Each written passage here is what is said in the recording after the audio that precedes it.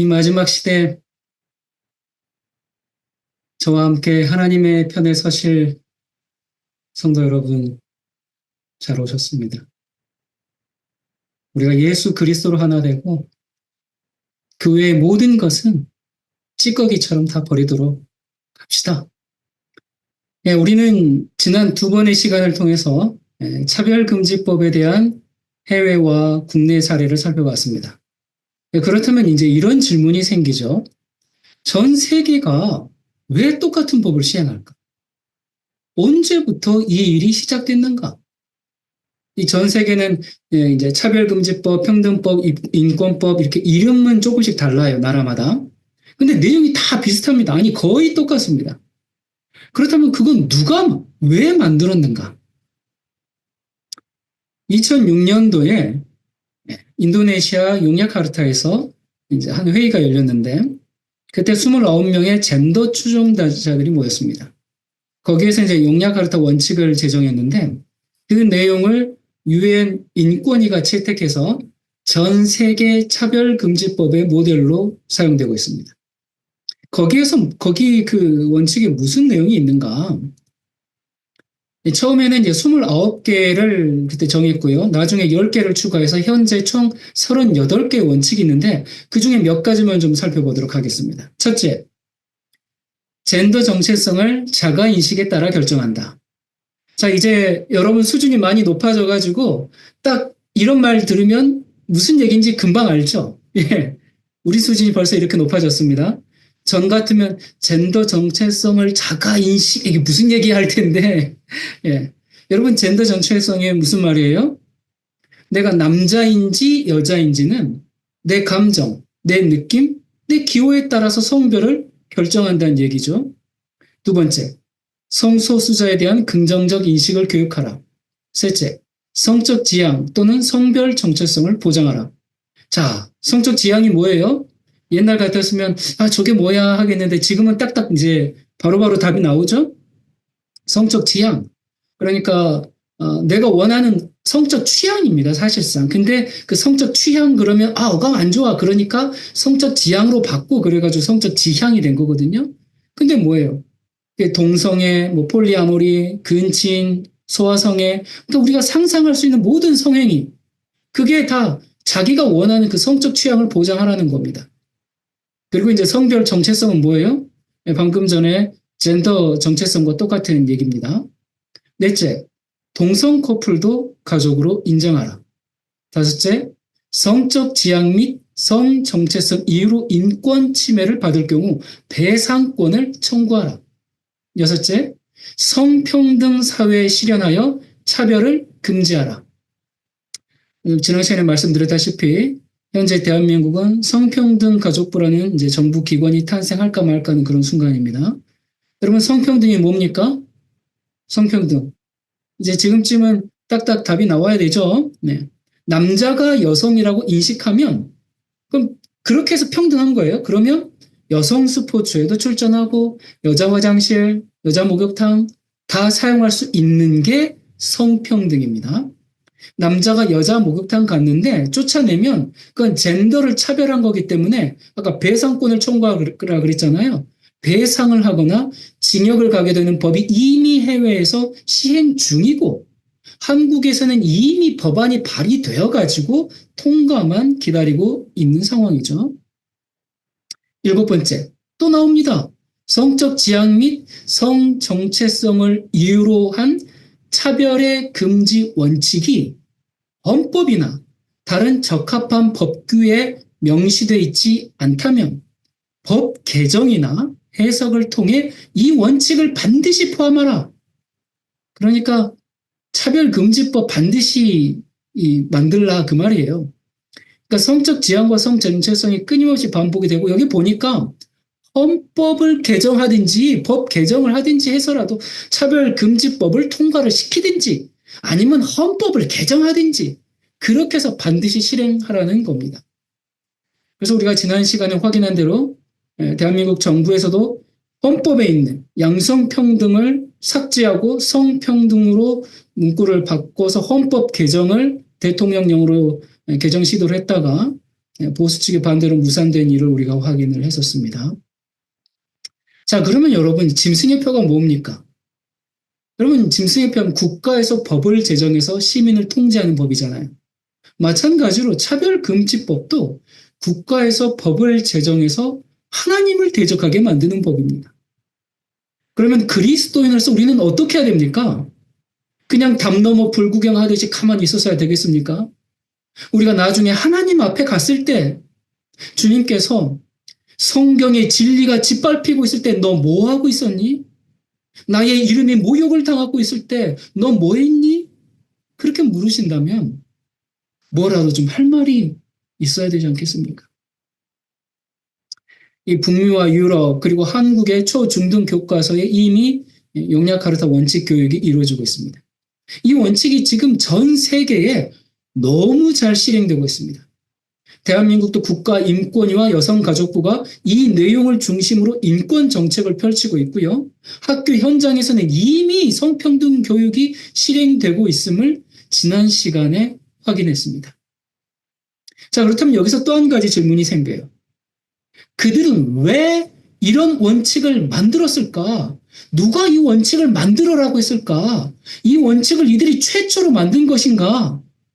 아주 당연하고 상식적인 질문을 우리가 해볼 수가 있겠죠?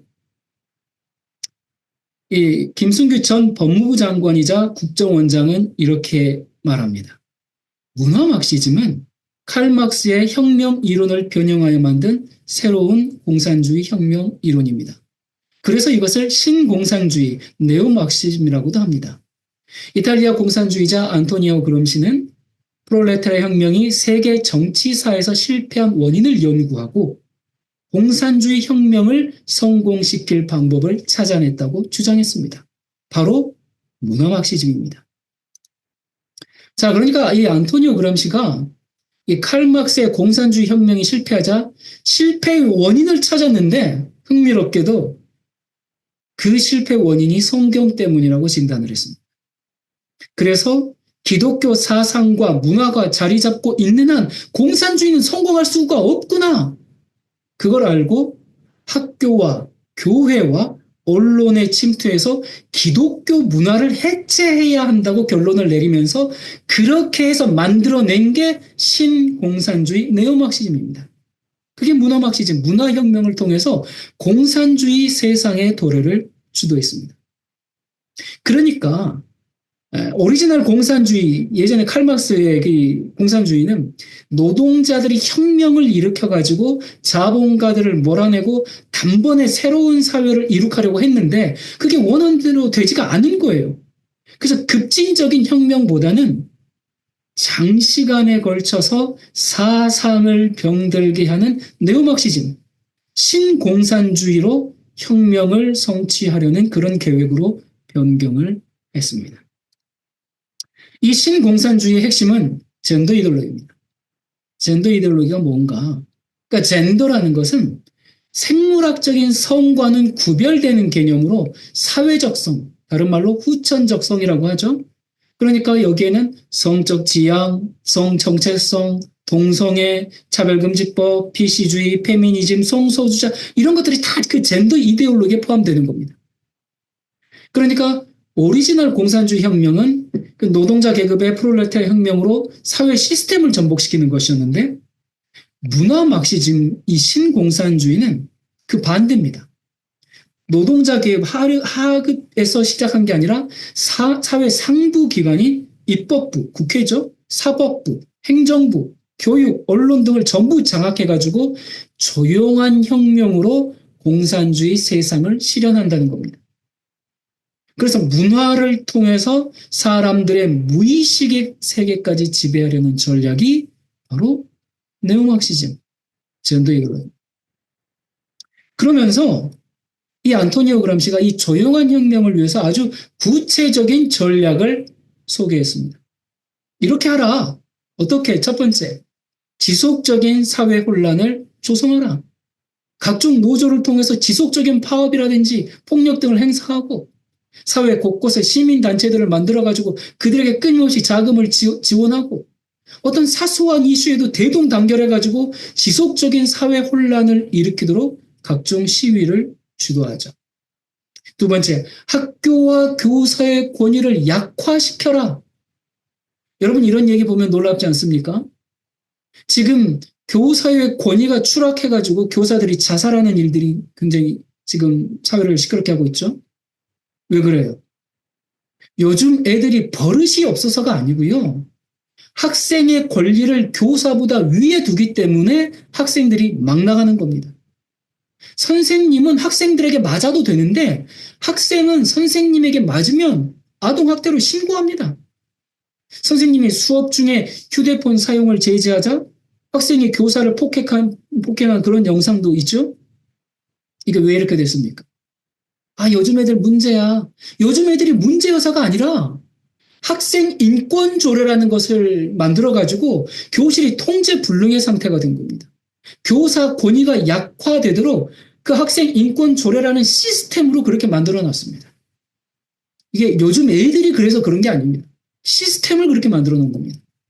이게 보니까 지금 그람시가 언제적 사람입니까? 근데 학교와 교사의 권위를 약화시켜라. 그람시의 공산주의 전략대로 이 사회가 지금 이 지경이 되고 있는 거죠. 세 번째, 가족 해체를 추진하라. 인권 교육은 부모와 자녀의 관계를 억압과 착취로 설정합니다. 그래서 부모를 가해자, 자녀를 피해자, 그렇게 계속 세뇌시킵니다. 그래서 이런 권위주의적인 관계는 해체해야 된다, 이런 거거든요. 그래서 이런 명분을 이용해가지고 인권 교육이라는 게 어린이들한테 너희들은 잘못된 신체를 타고 태어난 거야. 그렇게 계속 조장하면서 그러니까 다른 성별 얼마든지 그 제3의 성을 가질 수 있어. 그러면서 다른 성도 한번 해봐. 이런 식으로 계속 그런 다른 성을 흉내내도록 가르칩니다. 그러니까 이런 것을 이제 알고 반대하는 부모님들 있잖아요. 그러면 그런 부모는 그 권위주의적인 권력적인 사람들이야. 그렇기 때문에 부모가 이 자녀에게 간섭하는 걸 차단하게 만들죠.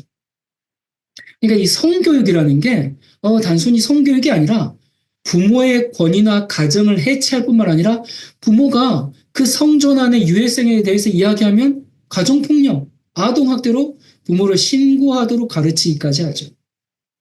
그건 우리가 이미 해외편에서 잘 여러 사례를 통해서 확인했습니다.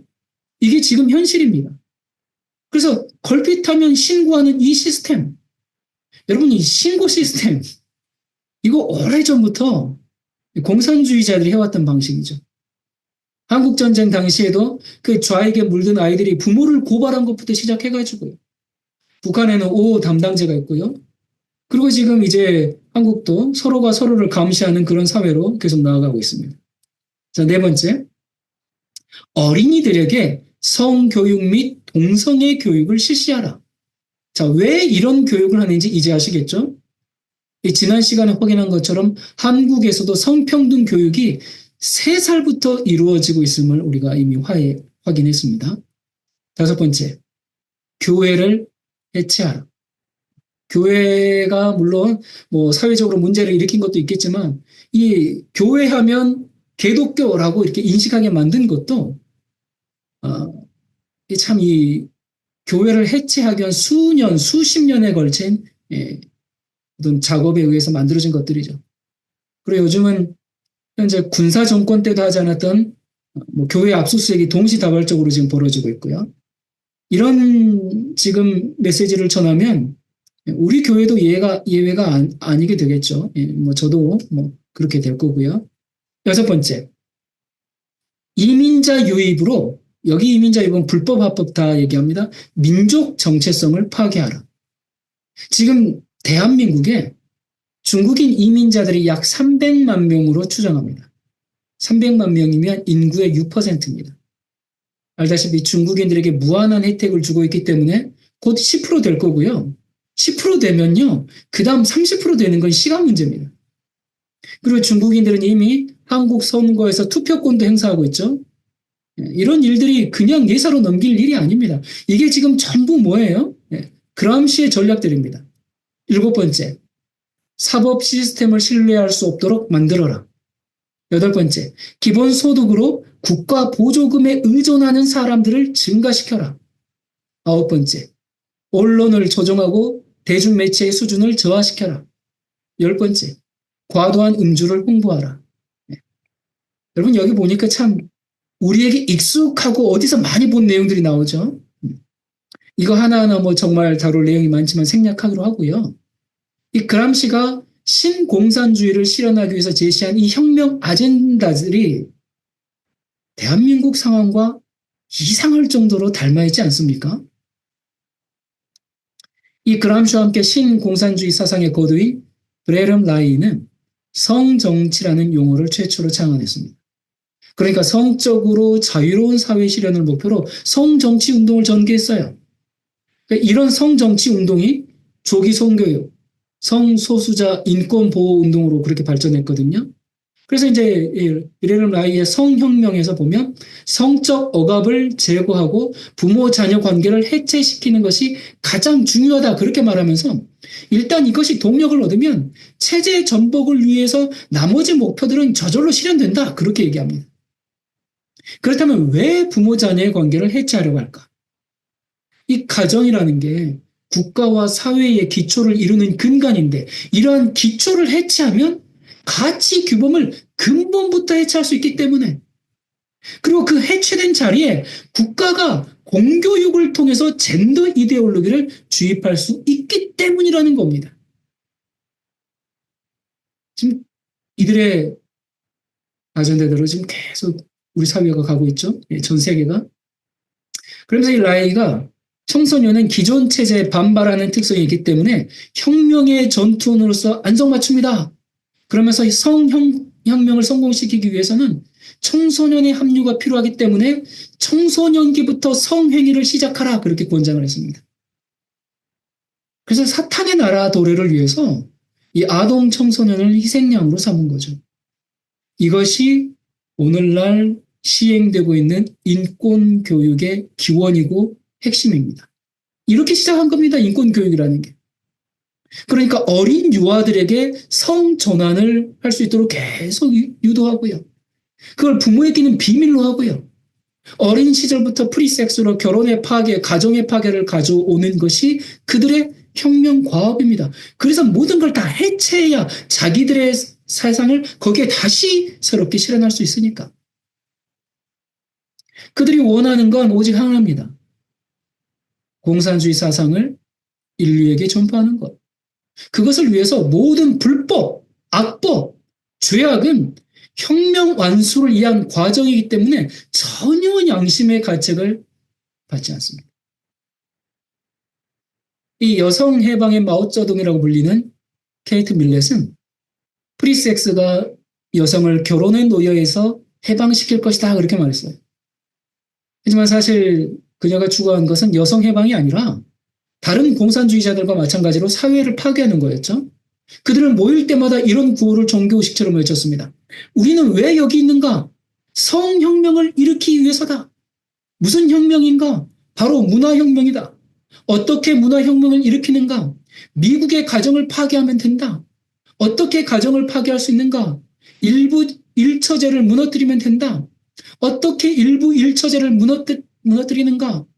난잡함, 에로티시즘, 매춘, 동성애를 조장함으로써 여러분 이 공산주의를 창시한 마르크스는 일반적인 무신론자가 아닙니다. 그냥 무신론자가 공산주의 사상을 만든 게 아니고 그는 하나님을 저주하고 사탄을 숭배하기 위해서 공산주의를 창시했어요. 칼막스의 삶은 성적으로 문란했고요. 칼막스의 그 두 딸과 사이는 그가 창시한 공산주의 이상에 빠져서 살다가 미쳐서 자살했고요. 다른 3명의 어린 자녀들은 이미 영양실조로 죽었습니다. 이게 공산주의를 창시한 사람의 결과예요.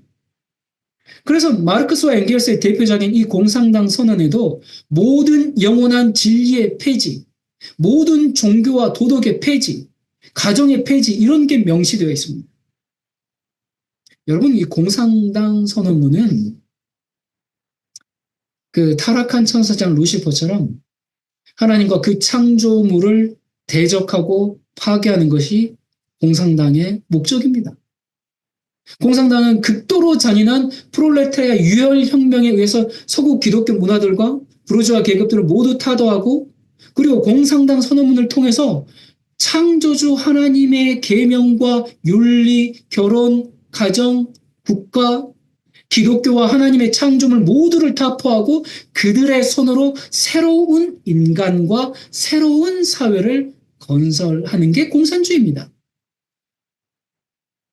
이 마르크스가 쓴 유일한 희곡 울라넴은 임마누엘을 거꾸로 읽은 마귀에게 바치는 찬송시거든요. 성경의 이름이나 내용을 뒤집어서 부르는 것은 사탕 숭배 표현이거든요. 실제로 헤비메탈 음악가들 사이에서 이 울라넴은 적그리스도의 동요나 마찬가지입니다. 이 울라넴이라는 인물이 그의 어린 동성 파트너를 데리고 묵을 곳을 찾아 헤매는 장면으로 시작해가지고 결국 세계를 파멸하는 것으로 끝납니다. 그리고 마르크스가 쓴 다른 시에는 나는 저 위에서 통치하고 있는 유일한 그에게 복수할 것이다 라고 그의 저술, 그의 사상 곳곳에 창조주 하나님에 대한 저주가 스며 있습니다. 아니 스며 있는 게 아니라 노골적으로 드러내고 있죠. 그래서 1871년 파리의 공산혁명 구호가 잠언 1장 7절 말씀을 뒤집은 하나님을 증오하는 것이 지혜의 근본이다 이거였습니다. 그리고 칼막스의 친구이면서 사회주의자였던 이 바쿠니는 그의 책 신과 국가에서 신이 존재한다면 그를 폐지해야 한다. 세상의 구주는 사탄이다 라면서 마르크스와 함께 루시퍼를 찬양했습니다. 이 공산주의 혁명이 가난한 자를 착취로부터 구하는 것이 아니라 유혈혁명을 통해서 백성 가운데 있는 마귀를 불러 일으켜야 한다고 주장하면서 자신이 사탄 숭배자임을 드러냈어요. 레닌은 하나님을 믿는 것을 시차의 성에나 다름없는 것으로 그렇게 여겼습니다. 그리고 1917년 볼셰비키 혁명을 통해서 첫 사회주의 국가인 소련이 건국됐을 때 그들의 표어가 땅에서는 자본주의자들을, 하늘에서는 하나님을 축출하자였습니다. 그래서 소련에서 망명한 이 솔제니친이 수용소 군대에서 마르크스와 레닌의 철학은 하나님에 대한 증오가 가장 중요한 추진력이라고 썼습니다. 당연히 이런 공산주의를 따르는 사람이나 국가는 어떻게 됐겠습니까? 레닌이 일으킨 소련의 볼셰비키 혁명, 그리고 레닌의 뒤를 이은 스탈린은 수백만 명을 처형시켰죠. 또 캄보디아의 폴포트는 공산주의 이념을 빠르게 실현하는 욕구로 인구 4분의 1인 200만 명을 학살한 힐링필입니다. 그래서 소련에서 시작된 이 사회주의가 결국 지난 100년 동안 최소 1억 명의 사람들을 학살했고 지금도 여전히 중국과 북한 등에서 진행 중입니다. 여러분 이것이 공산주의입니다. 여러분 사회주의 공산주의는요 그 단순한 정치 이념이 아닙니다. 공산주의를 그저 그냥 자본주의와는 다른 어떤 하나의 경제 시스템, 공동분배 그렇게 이해하면 안 됩니다. 이 좌파 사상은 명백히 반성경적이고 하나님을 대적하는 사탄적인 겁니다. 그러니까 그 결과들이 다 파괴적이죠. 공산주의는 단순히 무신론 사상이 아니라 명백한 사탄 숭배입니다. 그런데 이런 공산주의 사상을 가진 중국이나 북한이랑 자꾸 친하게 지내려는 그런 사람들이 있어요. 사탄이 이런 피해 혁명으로 세상을 자기 편으로 끌어들이는데 한계가 있다 보니까 무슨 혁명을 꾸몄어요? 문화혁명. 그래서 성경적인 가치를 모두 해체하고 신공산주의 사상으로 인류를 삼켜버리는 전략을 세웠죠. 그 일을 유명한 사람들, 뭐 앞서가는 학자들, 연예인들, 배우들 막 그런 사람들이 얘기하니까 이게 하나의 시대적 유행이 되어가지고 그렇게 해야지 마치 깨어있는 시민이 되는 것 같은 착각에 비시주의, 젠더 이데올로기 그런 사회 문화 코드로 자리 잡게 되었죠. 그래서 이 마르크스와 그람시의 사상을 이어받은 이들이 미국을 비롯해서 서구 유럽의 거의 모든 대학들을 다 좌파 사상으로 물들여 버렸고요. 그 민주주의 국가들의 언론, 입법, 행정, 사법부를 다 그들의 손아귀에 장악해 버렸죠. 여러분 이건 전쟁입니다.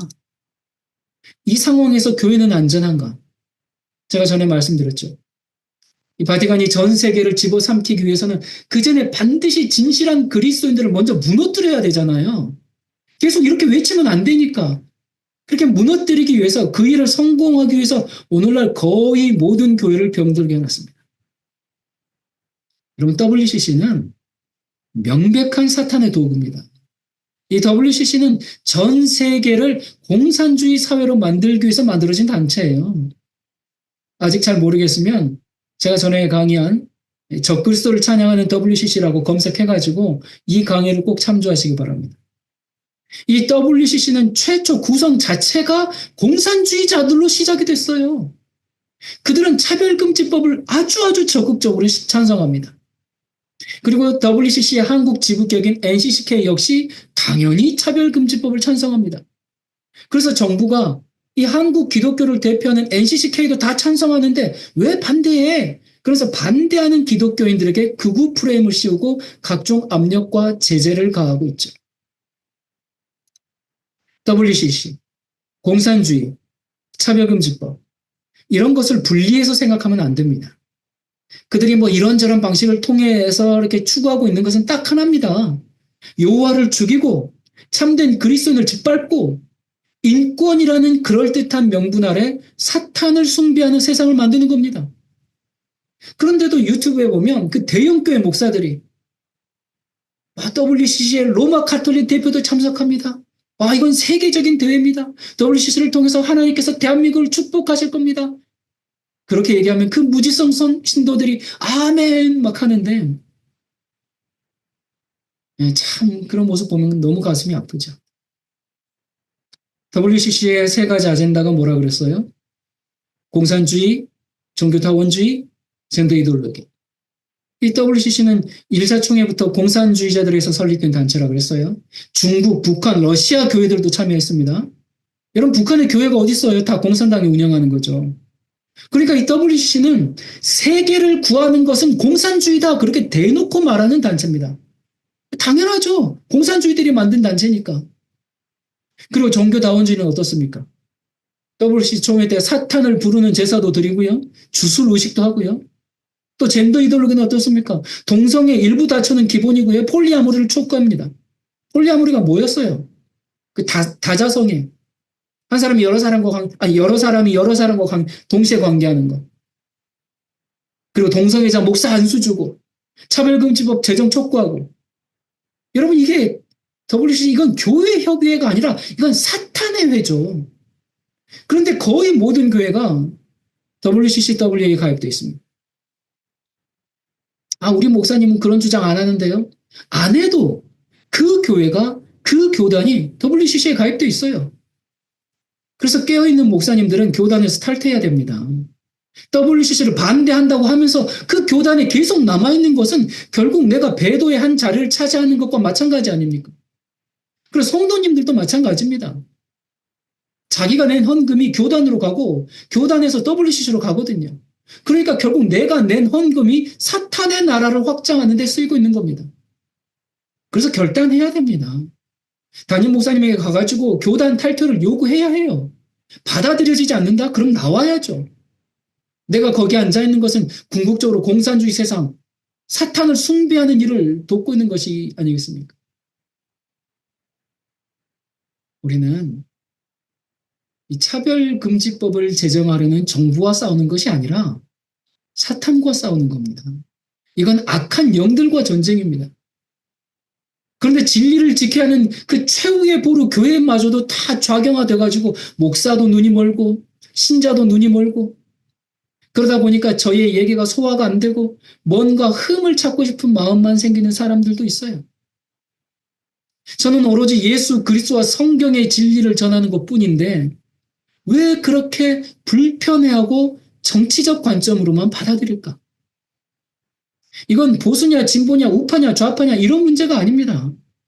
저는 예수주의자고 성경파입니다. 저는 예수 그리스도를 위해서 성경의 가치를 지키기 위해서 사탄의 세력과 싸우는 겁니다. 우리 마음이 예수로 충만하면 진리를 들었을 때 기뻐합니다.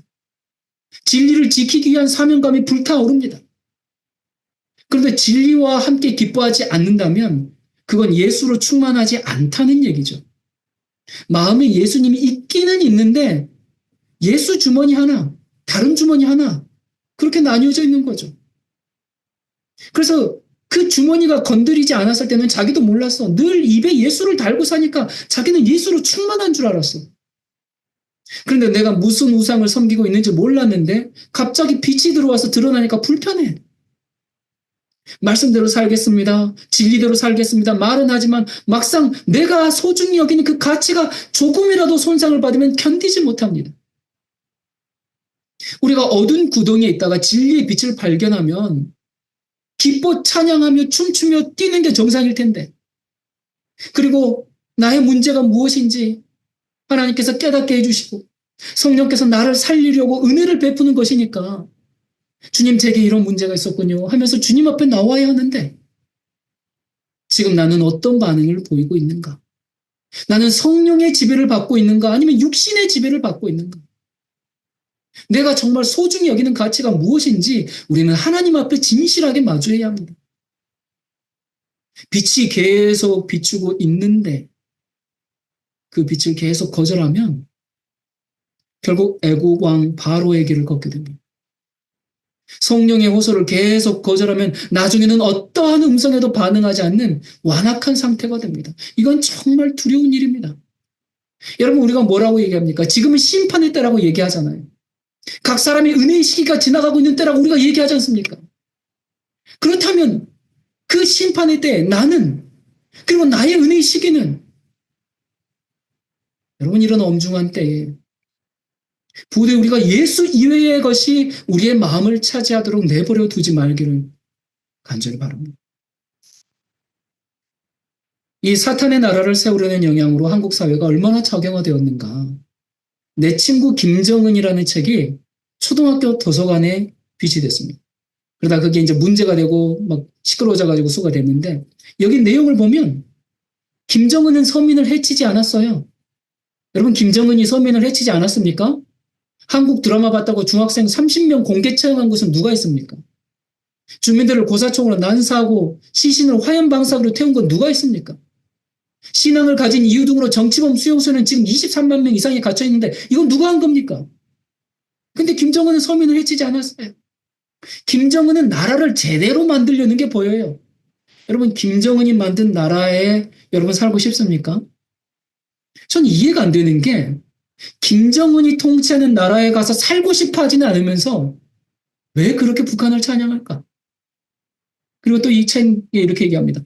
김정은은 아주 솔직하고 예의가 발랐어요. 항상 연장자, 즉 어른 먼저 배려하는 태도가 김정은 위원장뿐 아니라 이설주 여사까지 몸에 배었다 싶을 정도로 깍듯했어요.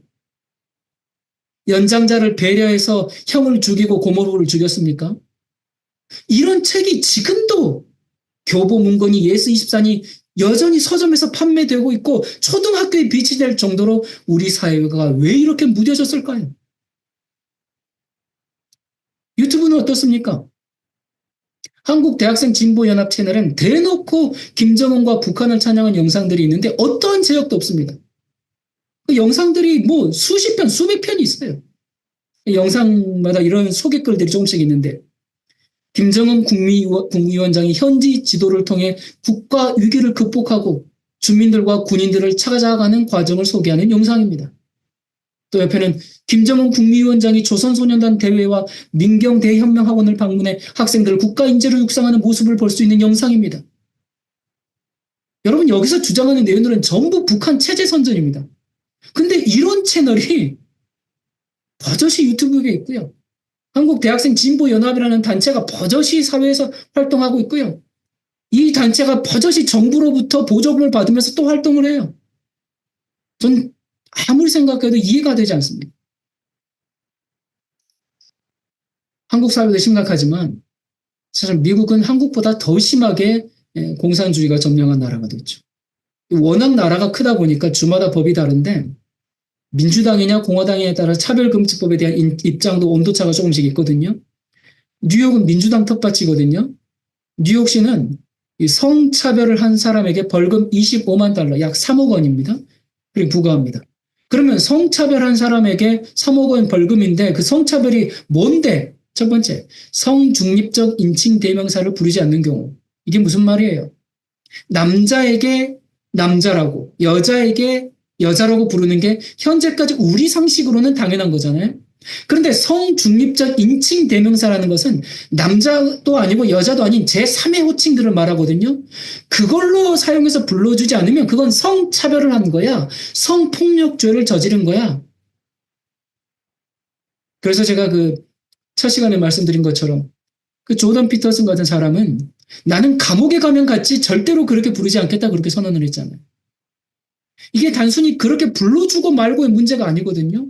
남자를 남자라고 여자를 여자라고 부르지 말고 그 사람이 원하는 대로 불러줘야 한다는 것은 인류의 근본 자체를 무너뜨리는 것이고 하나님의 창조 질서에 명백히 대적하는 행위이기 때문에 신앙인들은 그들이 원하니까 그냥 그렇게 불러줍시다.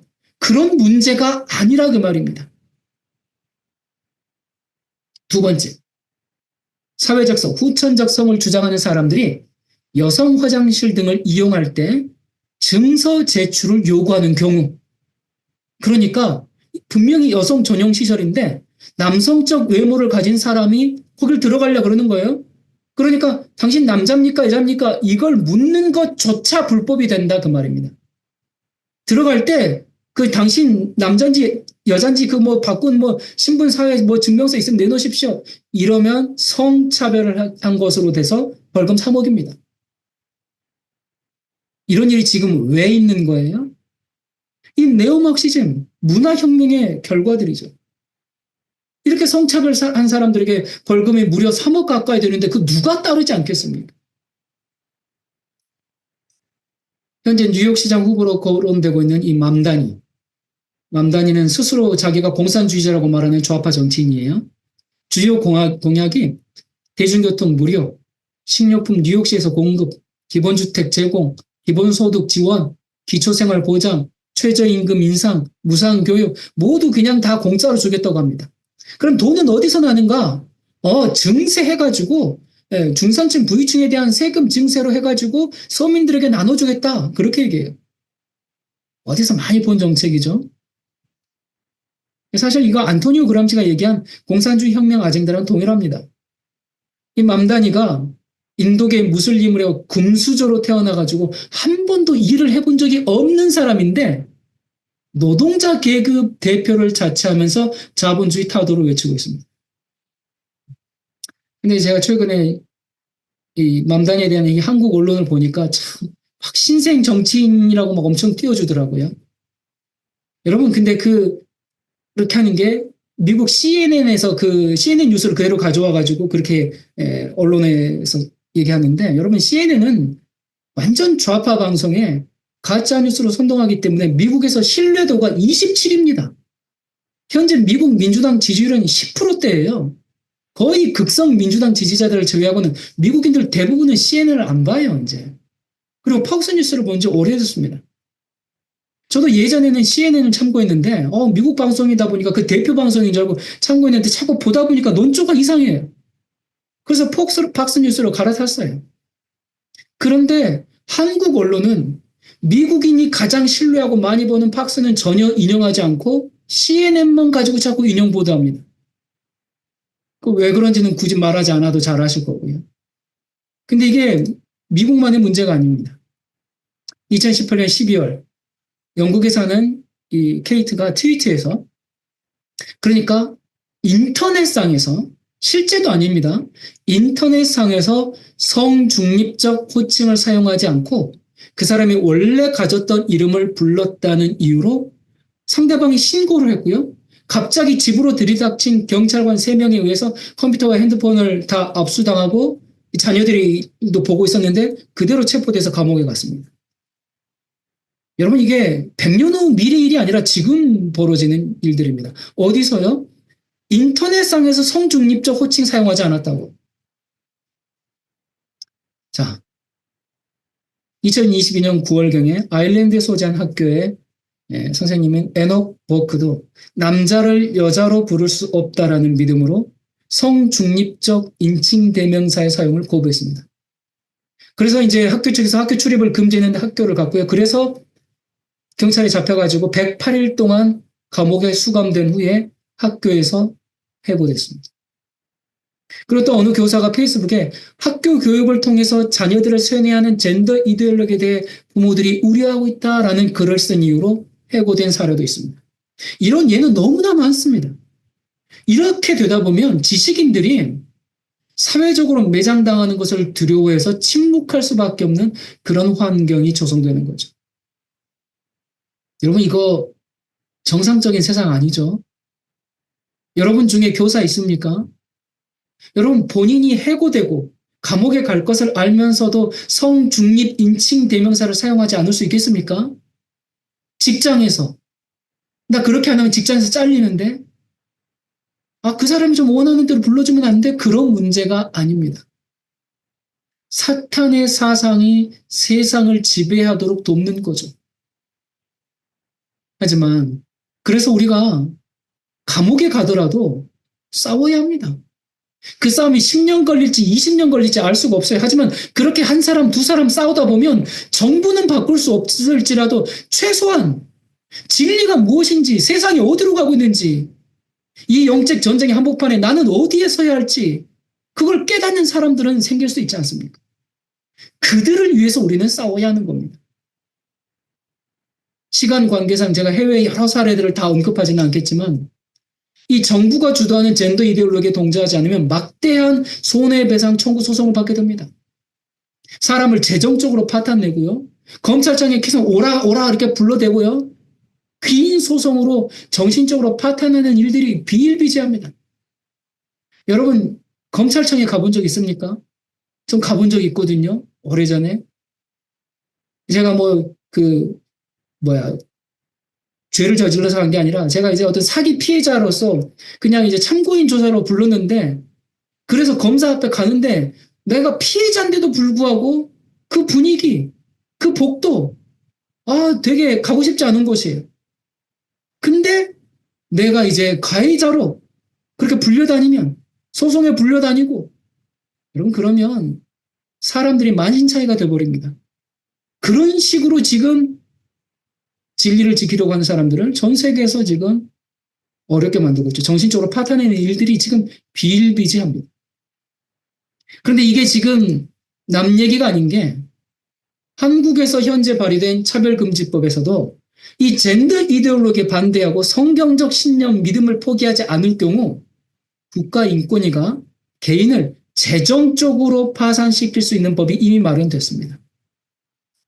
국가인권위가 이 차별금지법이 금지하는 차별행위를 한 자에게 시정명령을 할 수 있다라고 규정합니다. 그러면 차별행위라는 게 뭐냐? 어떤 행동을 했을 때 생물학적 성별이 옳다는 주장. 다른 말로 남자와 여자는 태어난 그 성별만이 남자와 여자입니다.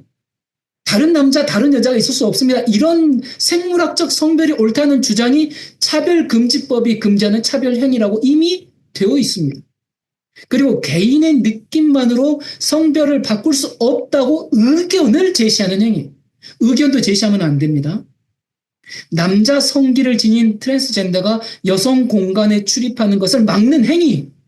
젠더 이데올로기에 반대하는 경우, 이 젠더 이데올로기에 반대하는 경우는 지금 계속 말씀드린 우리가 성경적 믿음을 포기하지 않는 경우입니다. 이 모든 것들이 다 차별 행위에 포함됩니다. 이게 이미 지금 다 발의돼서 지금 다 들어가 있어요. 그래서 차별금지법 30조 시정명령에서는 국가인권위는 이런 차별행위의 중지, 시정, 재발 방지를 위한 조치나 피해의 원상회복을 명할 수 있다라고 규정해요. 그리고 차별금지법 31조 이행강제금. 국가인권위는 시정명령을 받은 자가 계속하여 시정명령을 이해하지 않는 경우 해당 내용이 이행될 때까지 3천만 원 이하의 이행강제금을 다시 부과할 수 있다라고 규정합니다. 그러니까 한마디로 3천만 원 내고 끝나는 것이 아니라 내가 성경적 믿음을 갖고 있으면 재정적으로 파산할 때까지 이행강제금을 무제한으로 반복해서 부과할 수 있다는 겁니다. 여러분 어떻게 하시겠어요? 아, 목사님, 저는 3천만 원 없으니까 뭐 상관없습니다. 아, 뭐, 예, 우린 뭐, 그럴 수 있죠. 근데 이런 식으로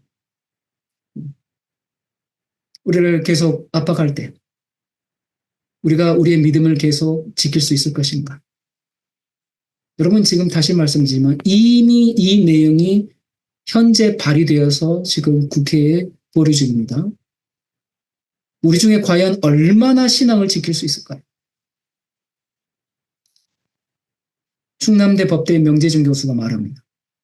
국가인권위에게 차별행위자 이행강제금 부과 등 평등권에 대한 집행권을 부여하는 것은 국가인권위의 권한을 무한히 확대하는 것입니다. 권력에 대한 제한과 균형을 목적으로 하는 국가 운영의 기본 원리인 삼권 분립의 원칙을 무너뜨린 행위입니다. 그러니까 이런 내용의 차별금지법이 현재 다 발의되어 있는데 통과되면요.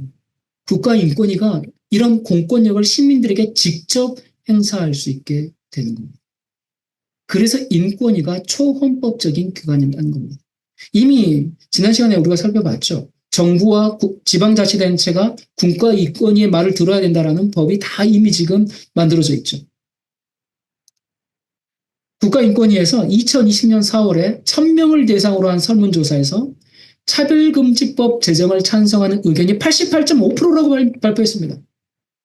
그러면서 더 이상 어떤 사회적 논의도 필요 없다면서 국회에 차별금지법 제정을 촉구했습니다. 여러분 뉴스 찾아보세요. 여러분 정말 국민 10명 중 9명이 이 법을 찬성한다고 생각하세요?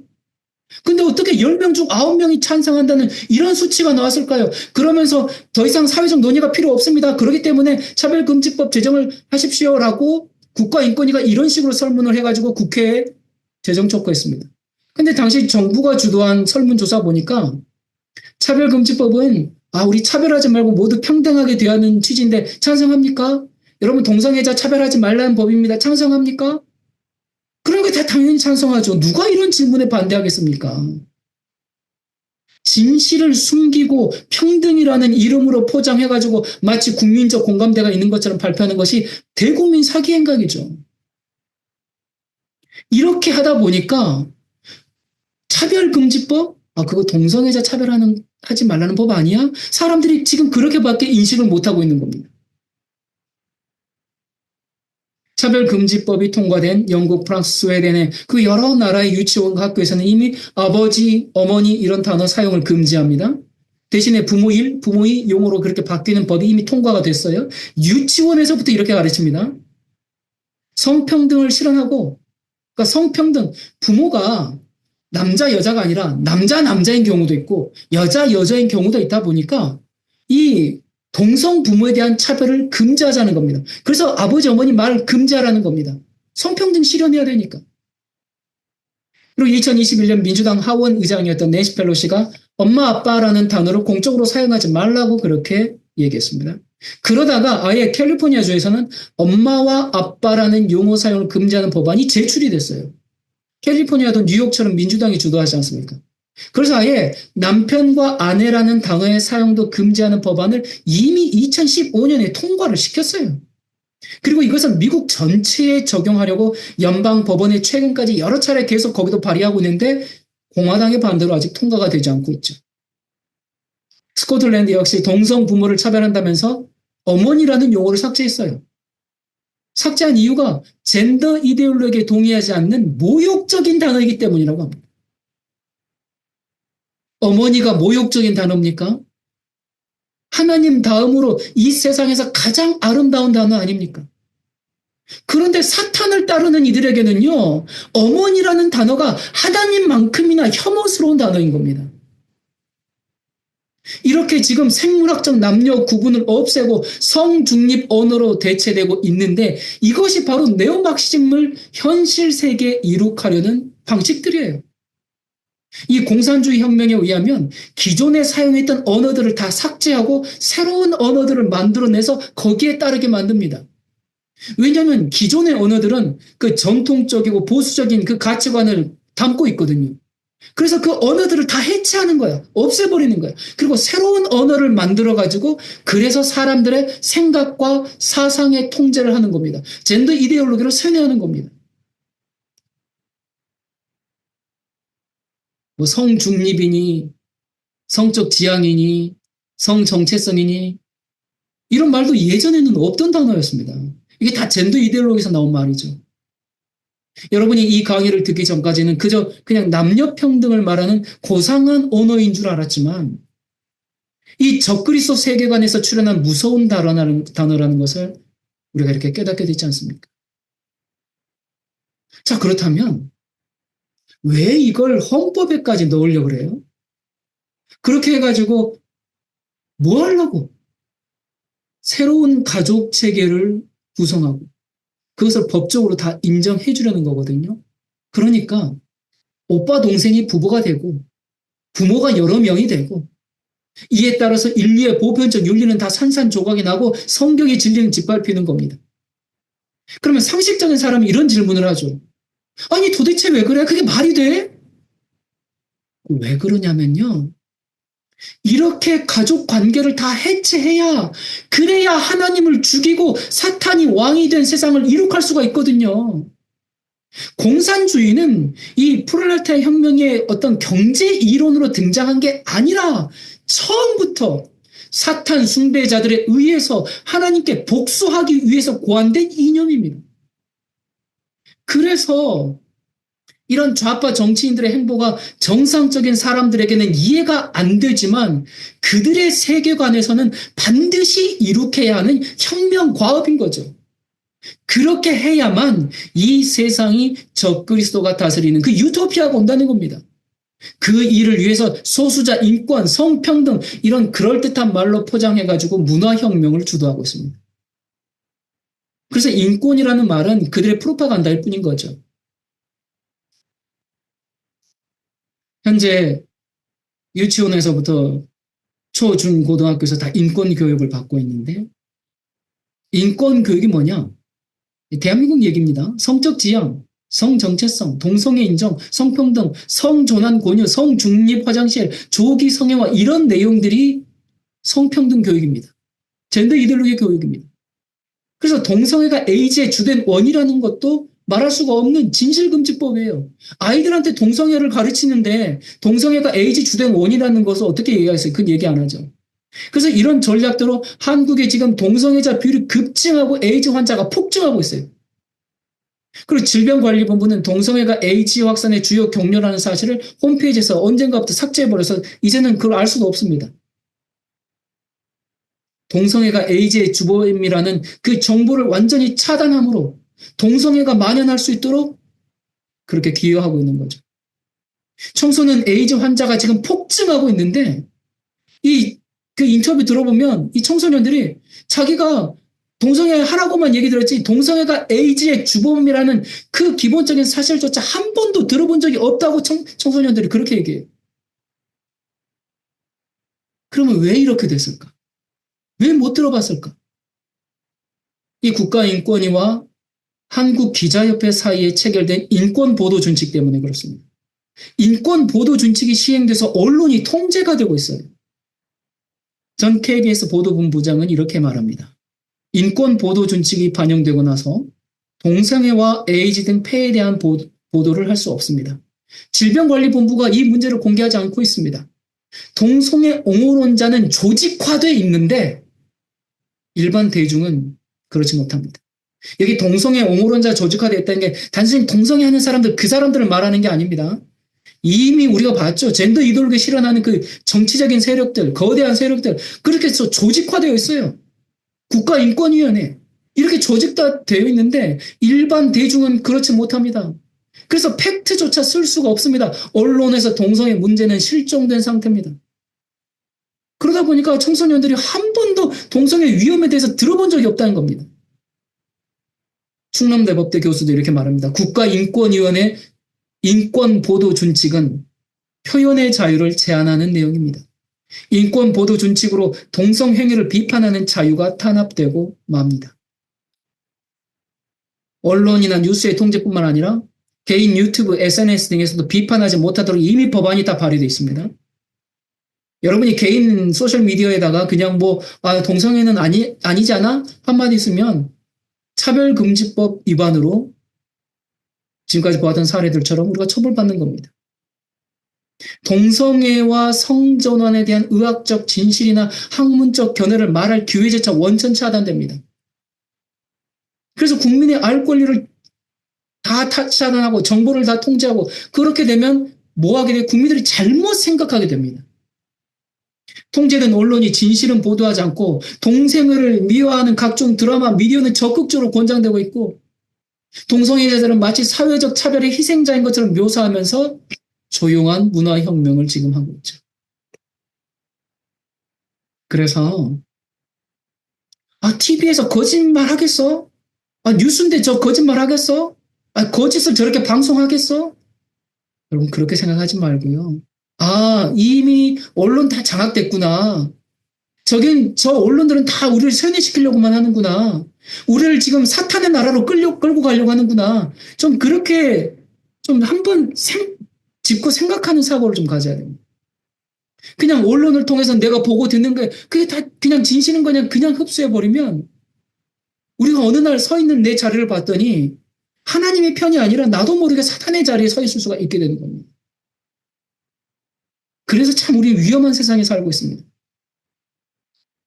뉴스 및 언론 미디어는 인권 보도 준칙 때문에 진실을 접하기가 어렵고 대한민국 교육계는 학생 인권 조례로 말미암아 성혁명이 실현되고 있습니다. 이 학생 인권 조례는 다른 게 아닙니다. 젠더 이데올로기를 학생들에게 주입하는 성교육이죠. 자, 그렇다면 이 네오마크시즘이 우리 사회에 어떻게 실현되고 있는가? 김순기 전 법무부 장관이자 국정원장이었던 분이 이렇게 얘기합니다. 문화 막시즘의 내용에는 동성애, 젠더 이데올로기 등이 있습니다.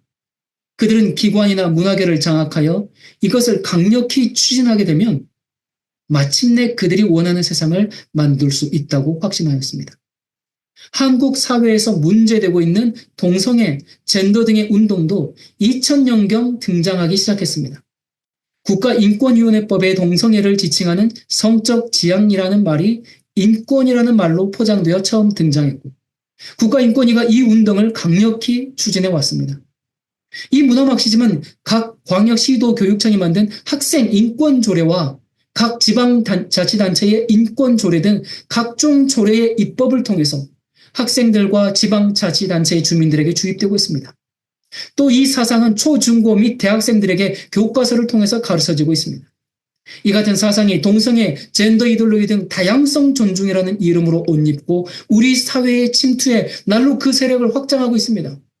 21대 국회에서는 일부 세력들이 동성애 등을 비판하거나 반대하는 국민들을 처벌함으로써 공권력에 의해 문화 막시즘을 강제로 시행하려 하고 있습니다.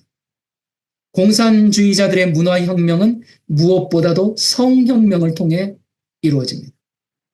그러니까 공산주의 문화혁명은 성혁명을 통해서 이루어진다고 얘기합니다. 그러면 이 교육계를 장악한 이 진보단체가 이 성혁명을 이루기 위해서 어떻게 하고 있는가? 이정미 전 헌법재판관은 이렇게 말합니다. 아마 여러분 이정미 헌법재판관 이름 많이 들어보셨을 겁니다. 네, 그 재판관이 이렇게 얘기합니다. 서울시 학생 인권 조례에 따라 현재 3세 이상의 유아부터 동성결혼, 제3의 성에 대한 교육을 포함한 학생 인권 교육이 시행되고 있습니다. 3세 때부터 지금 공산주의 문화혁명을 시행하고 있어요. 학생 인권 조례에 따라서 3세부터 동성결혼, 제3의 성, 젠더 이데올로기, 성별 정체성 이런 걸 포함한 그 인권교육, 성평등 교육이 시행되고 있다라고 얘기합니다. 현행 서울시 교육청 2기 학생 인권 종합 교육은 성별을 임의로 선택할 수 있다는 젠더 이데올로기를 가르치고 동성애, 양성애, 다자성애 등을 정상적인 성적 지향이라고 가르칩니다. 그래서 학생 인권 조례가 2010년부터 시행됐는데 인권 교육이 시행된 지난 10년 동안 성폭력 범죄는 10배 이상 증가했어요. 이게 오늘날 의미하는 인권 교육입니다. 지난주에 어느 학부모로부터 제보가 들어왔습니다. 연락이 왔어요. 초등학교에서 건강체험 교육을 했는데 4개 부스 중에 성평등 교육 부수도 있는 겁니다. 그래서 직접 찍은 사진을 보내주셨어요. 여기 보니까 나의 성적 자기결정권을 존중해줘. 성적 자기결정권. 여러분, 이게 무슨 얘기인지 이제 여러분은 아시죠? 아는 만큼 보이는 겁니다. 전에는 그냥 이런 걸 무관심하게 봤어요. 애들한테 이런 교육을 하는 게, 좋은 거 강의하겠지. 성평등 교육하나 보다. 그냥 그렇게 무관심하게 봤는데, 이렇게 지난 2번의 강의를 듣고 계몽이 돼가지고, 이게 뭐야? 하면서 깜짝 놀란 겁니다. 여자, 남자, 다 다르니까 다 맞는 거야. 지금 우리 아이들이 이런 교육을 받고 있습니다. 그래서 학부모들이 이것에 대해서 깨어있는 학부모들이 있잖아요. 항의하면 그 교육 당국자들은 학부모들을 혐오 프레임을 씌워서 비난합니다. 지난 시간에 민주당 어느 의원이 얘기한 것처럼 탈레반주의자 그렇게 취급을 하는 겁니다. 그래서 학교 현장에서 부모님들이 피켓 들고 교육청 가가지고 힘겹게 지금 목소리를 내고 있어요. 이런 상황이니까, 이 지경이 됐으니까 피켓 안 들게 생겼습니까? 학교에서는 아이들에게 나의 성별은 내가 선택하는 것이야 그렇게 교육하고, 동성애와 다자성애 이런 것들에 흥미를 갖도록 길들이는 것은 이건 아동학대입니다. 3살부터 그런 걸 가르치는 건 이건 학교 폭력이나 다름없습니다. 공권력 폭력입니다. 이런 교육을 받으면서 자란 아이들은 자연스럽게 좌파가 되는 거고요. 공산주의자가 되는 거고요. 결국 사탄 숭배자로 길러지는 겁니다. 학교에서 하는 이런 걸 우리가 막을 수 없으면 가정에서, 교회에서 성경적으로 잘 가르쳐야 되지 않겠습니까? 그게 신앙 있는 부모의 역할이고 그게 교회의 역할이잖아요. 부모가 깨어나고 깨어나야 가르치지. 교회가 깨어나야지. 이런 국가의 폭력 자체는 막을 수 없을지라도 최소한 내 아이만큼, 우리 아이들만큼은 지켜야 하지 않겠습니까? 그런데 다른 나라들도 다 상황이 비슷하기 때문에 크리스천 부모들이 당연히 아이들에게 성경적 가치관으로 가정교육을 했겠죠. 학교가 난리가 아니니까. 그랬더니 무슨 일이 있었는가? 학교에서 선생님이 생물학적 성별에 의한 남녀 구분은 잘못했다 그렇게 얘기하니까 학생이 선생님 저는 성별은 남자와 여자만 있다고 생각합니다 라고 얘기했다고 무슨 일이 생겼는가? 이 발언이 차별과 혐오에 해당한다는 이유로 미국의 초등학교 6학년 학생들이 정학을 당했습니다. 그리고 성중립 인칭 대명사를 사용하지 않았다는 이유로 성추행으로 고소당하는 사례까지 발생했습니다. 2022년 캐나다의 고등학교에서 16살인 이 조시 알렉산더가 젠더 관련 토론 수업 중에 생물학적 성별을 지지하는 발언을 했다가 무기정학뿐만 아니라 체포까지 당했습니다. 무슨 얘기를 했는데? 하나님은 남성과 여성 둘만 창조했다. 성별은 2가지뿐이고 사람은 남성 또는 여성으로 태어난다. 라고 토론 중에 발언했습니다. 이게 지금 누구한테 인신공격한 것도 아니고요. 토론 수업 중에 발언권을 가지고 얘기한 것뿐입니다. 근데 무기정학당하고 체포당했습니다. 학교 측에서는 이렇게 얘기합니다. 성별이 남자와 여자로 구분된다고 말하는 것은 학생들에게 심리적, 신체적 위협이며 괴롭힘에 해당한다. 무슨 얘기를 해서 체포됐어요? 하나님은 남성과 여성 둘만 창조했다.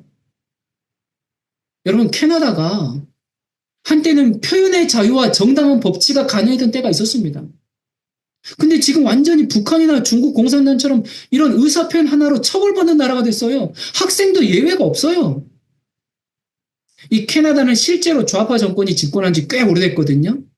그래가지고 국민들이 신물이 나가지고 지난 총선 때 보수 정당이 압도적 그 지지를 받았는데 2번이나 중국의 부정선거 개입으로 좌초가 됐어요. 그래가지고 그 일로 캐나다 총리가 사과하고 퇴임하는 일도 있었죠. 여러분, 이 중국의 선거 개입은 전 세계적인 현상이죠. 이 캐나다는 제2의 중국이 된 지 오래입니다.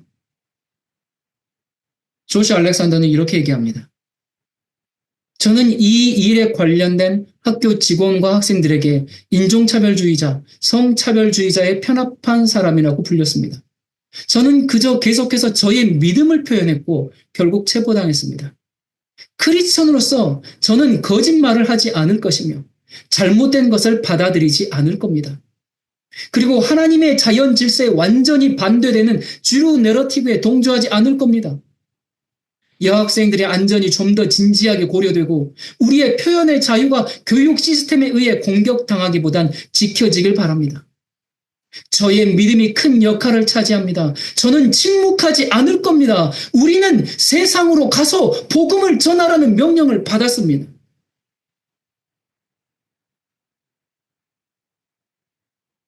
이 학교는 카톨릭 사립학교입니다. 그런 학교에서 성경적 믿음을 표현했다고 처벌을 받았으면 일반 공립학교는 오죽하겠습니까?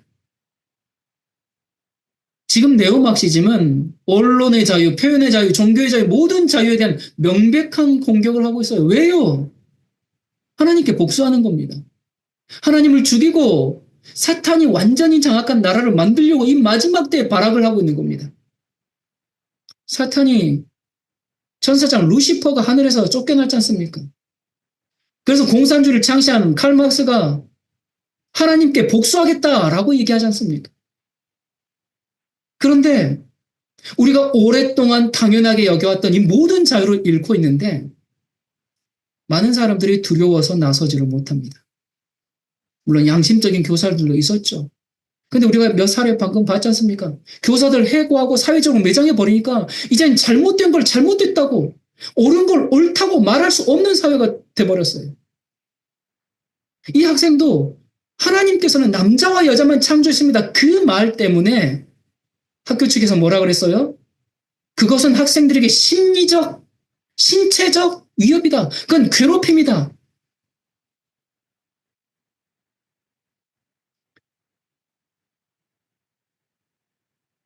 동성애가 잘못됐다고 설교했던 유럽의 목사님은 징벌적 손해보상 200억을 송송당했습니다.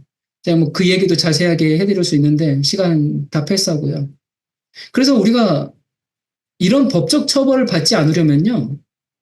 자신의 성경적 믿음을 배반하고 국가가 요구하는 법에 따라야 합니다. 여러분 이게 짐승의 표가 아니면 뭐가 짐승의 표겠습니까? 성경적 믿음을 표현하지 못하는 사회 뿐만 아니라 반성경적 법을 억지로 따라야 하는 사회 성경 말씀대로 살겠다고 하면 범법자가 되는 것이 짐승의 표 환란인데 지금 먼 미래에 닥칠 그 짐승의 표가 문제가 아니에요. 이게 바로 현재 내려진 짐승의 표 아닙니까? 여러분 요한기적 13장의 짐승의 표가 뭡니까? 짐승은 나라, 국가를 말하죠. 그 국가가 법적으로 개인의 신앙을 억압하는 강제적인 법령 아닙니까? 짐승의 말을 듣지 않고 그 정부의 말을 듣지 않고 성경 말씀대로 행하면 경제권을 잃어버리는 것, 사고팔고 매매를 못하는 것. 그 짐승의 표가 성경적 믿음에 대한 문제 아닙니까? 성경적 말씀대로 성경 말씀대로 따라서 살겠다고 하면 국가의 법을 어기는 범법자가 되는 것이 그게 짐승의 표 아닙니까? 그러면 한번 생각해 보십시오. 그게 먼 미래만의 문제입니까? 지금 당장 성경적 믿음을 고백하지 못하게 만드는 게 이게 짐승의 표가 아니면 뭐겠습니까? 지금 전 세계가 하나가 되어가지고 사탄의 나라를 세우려는 일에 지금 박차를 가하고 있습니다. 이 차별금지법은 사탄이 하나님을 조롱하고 정면으로 대적하기 위해서 만든 법이죠. 죄를 옹호하고 진리를 짓밟도록 지금 현재 시행되고 있는 법입니다. 여러분 생각해 보세요. 지난 기독교 역사 가운데 아니 인류 전체 역사 가운데 이처럼 거대한 영적 전쟁, 진리 전쟁을 본 적이 있습니까? 한 나라, 한 도시 그렇게 국한된 적은 있어요. 전 세계적인 이런 전쟁 본 적이 있습니까? 그런데 당장의 짐승의 표는 외면하고 그 미래에 닥칠 짐승의 표에 대해서만 연구하고 앉아있는 것은 그건 현실과 동떨어진 신앙이죠. 자꾸 사탄은 우리를 그런 이론적인 신앙에만 파묻히게 하는 건 사탄이 택한 자까지도 미혹하게 하려고 하는 그 마지막 또 하나의 함정 아니겠습니까? 우리가 마지막 환란에 대해 얘기하면서 깨어 있읍시다, 준비합시다 그렇게 외치면서 막상 깨우면 잘 자고 있었는데 왜 깨웠냐 그러면서 화를 내는 것은 왜 그럴까요? 지금 당장 눈앞에 펼쳐지고 있는 이 신앙 박해에 대해서 외면하는 것은 왜 그럴까요? 몰라서 그랬다면 알려주었는데 왜 그렇게 듣기 싫어할까요? 어떤 분들은 그래요. 어차피 차별금지법 통과될 거야. 우린 할 수 있는 게 없어. 그거 그냥 받아들여야 돼. 참 이런 얘기 들으면 기운 빠지죠. 여러분 그게 이 시대를 사는 그리스도인의 태도입니까? 우리가 진짜 그리스도인이라면 이런 사회가 되는 걸 어떻게 막을 수 있을 것인가? 어떻게 한 사람이라도 더 깨울 수 있을 것인가? 어떻게 하면 내 사상이 네오마르시즘에 물들지 않고 성경적 가치를 지킬 수 있을 것인가? 그것을 고민하고 기도하고 싸워야 할 텐데 바람이 불기도 전에 들어눕는 사람들이 있습니다. 성경엔 예수님의 이름을 부르다가 멸망당하는 사례가 참 많아요. 우리가 아직도 붙잡고 있는 게 뭡니까? 무엇이 이 말씀을 그렇게 듣기 싫어하게 만들고 무엇이 명백한 진리 앞에서 우리를 주춤거리게 만드는 겁니까? 한국에서 차별금지법이 계속 막히자 그 목적을 달성하기 위해서 이미 국가인권위원회를 통해서 인권위법을 만들었고요. 교육 정책을 통해서 시행하고 있고요. 인권 조례 등을 통해서 젠더 이데올로기를 아동 청소년에게 확산시키고 있고요. 학생 인권 조례는 교육교의 차별금지법 기능을 시행하고 있어요. 그러니까 차별금지법 이 단어, 이 차별금지법이 시행이 되지 못하니까 여러 다른 인권법들을 만들어가지고 우회적으로 지금 차별금지법의 역할을 하고 있고 또 차별금지법과 비슷한 법안들이 굉장히 많이 발의되어 있는데 통과되지 못하고 있는 법들이 많거든요. 지금 여기 차별금지법이 통과되면 이 모든 법안들이 무더기로 다 같이 통과될 겁니다. 여기 있는 법안들은 주로 미디어와 교육 영역에서 젠더 이데올로기를 확산하는 그런 법안들입니다. 그게 안토니오 그람시의 문화혁명 전략대로죠. 여기 보니까 초중등 교육법 개정안은 성적 지향을 학생 인권 조항에 삽입하여 뭘 삽입해요? 성적 지향이 뭔지 아시죠? 인권 조항에 삽입하여 동성의 위험성에 대한 교육을 금지한다는 내용입니다. 그걸 학생 인권 조항에 넣는 게 여러분 상식적이라고 생각하십니까? 그리고 동성의 위험성에 대한 교육 자체를 금지한다는 겁니다. 그래서 이런 인권 조례는 폐지되어야 마땅하겠죠? 예. 그래서 2024년에 여당 주도로 학생 인권 조례를 폐지했습니다. 그래서 그때 여러분 검색해서 찾아보세요. 그때 민주당과 조국당이 이걸 폐지했어? 그럼 이걸 법으로 만들 거야. 조례였는데 아예 법으로 만들어버리겠다고 그렇게 나옵니다. 이제 정권을 잡았으니까 말 그대로 교육계의 차별금지법으로 탄생하는 일촉즉발의 지금 그런 순간이죠. 여러분 저는 정치를 말하는 게 아니라 영적 전쟁, 진리 전쟁을 지금 얘기하는 겁니다. 한국에서 차별금지법 발의 역사는 벌써 20년 정도 돼갑니다. 제가 한 10회만 정리했는데요. 현재까지 대략 한 15차례 이상 발의된 것으로 파악이 되고 있습니다. 진보 정당에서 추진하면 보수 정당과 기독교에서 막고 계속 발의하면 보수 기독교 반대로 처리하고 이게 지금 창과 방패의 계속적인 싸움입니다. 최초 발의는 2007년 노무현 정부에서 정부 주도로 발의를 했습니다. 이때 법무부 장관이 여성 최초 법무부 장관 강금실이죠. 또 여기 5회 때 보면 김한길 의원 때는 당시 김한길 의원이 민주당 당대표였거든요. 그래서 아예 민주당 국회의원 50명이 다 참여했습니다. 그 이후로도 쭉 보면요. 민주당과 정의당이 돌아가면서 발의를 했고요. 여기 보니까 지금은 해체된 통진당도 차별금지법을 발의했습니다. 여러분 통진당이 어떤 당입니까? 그 종북단체죠. 아예 그냥 대놓고 북한 체제로 옹호하고 간첩 활동하다가 헌법재판소에서 정당 해산 명령 내려가지고 사라진 당 아닙니까? 여기 쭉 보면 발의하면 맞고 발의하면 맞고 얼마나 더 버틸 수 있을지 모르겠어요. 여러분이 이게 인권 문제로 보이십니까? 이 성적인 타락은 그 민족이나 국가가 멸망하기 전에 마지막으로 드러나는 현상입니다. 그러니까 전 세계가 지금 멸망의 문 앞에 서가지고 그 지금 멸망의 문 손잡이를 잡고 막 열려고 하는 그런 시점입니다. 동시에 예수 그리스도의 재림을 눈앞에 두고 있는 시점입니다. 멸망과 구원은 동시에 이루어지는 거니까. 이런 일촉즉발의 시기에 나도 죽지 말고 한 사람이라도 더 구원해야 하는 사명이 우리에게 있지 않겠습니까? 말씀드렸지만 차별금지법은 현 시대의 짐승의 표입니다. 신앙의 자유를 앗아가는 법입니다. 미래에 등장할 짐승의 표도 입법부를 통해서 공식적인 법으로 제정돼가지고 신앙의 자유를 짓밟는 법 아닙니까? 그렇다면 우리가 현재 저항하지 않으면서 미래에 저항할 수 있을까요? 우리는 지금 영적 전쟁을 치르고 있습니다. 세계적인 전쟁입니다. 과연 막을 수 있는가? 글쎄요. 그럼 막을 수 없으면 전쟁 포기하란 말입니까? 우리가 계시록 13장에 짐승의 표를 막을 수 없다고 해서 그래 어차피 되어질 일이니까 나는 그냥 가만히 있겠다. 그런 건 아무도 없으시잖아요. 그런데 지금 내리고 있는 짐승의 표에 대해서도 반응이 없는데 무슨 늦은 비를 받고 나중에 짐승의 표에 대해서 싸워요. 신앙이 실제가 되지 않고 실제 삶에서 전혀 힘을 발휘하지 못하는 그런 이론적인 신앙을 갖고 있는데 마지막 환난날에 어떻게 설 수 있단 말입니까?